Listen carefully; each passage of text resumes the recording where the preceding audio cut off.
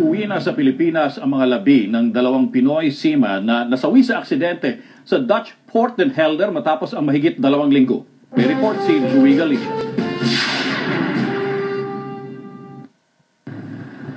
Inabot ng mahigit 2 linggo bago naiuwi ang mga labi ng dalawang Pinoy seamen na sina Captain Dennis Sabang at First Officer Edwin Javier.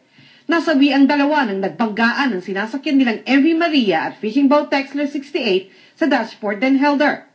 Dismayado si Mary Chu, may bahay ni Sabang dahil mabagal ang pag-asikaso ng ANS Coast Guard Agency sa Pilipinas na siyang may hawak sa kontrata ng dalawang Pinoy. Paliwanag naman ng embahada sa The Hague, may proseso at mahalagang dokumento na kailangan lakarin.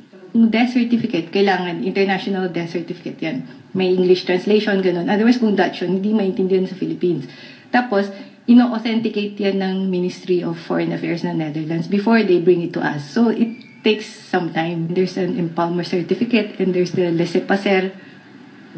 So, all these papers, may proseso yung dinadaanan. Kailangan makumpleto ang proseso at mga papeles para hindi magkaaberya ang mga naiwang pamilya na makakuha ng mga benepisyo gaya ng money claims. Tiniyak ni Tan na laging bukas ang embahada para sa mga kababayan sa Netherlands na kailangan ng tulong lalo na kung may mga kaso ng aksidente. Para sa Balitang Europe, Louie Galicia, The Hague, Netherlands.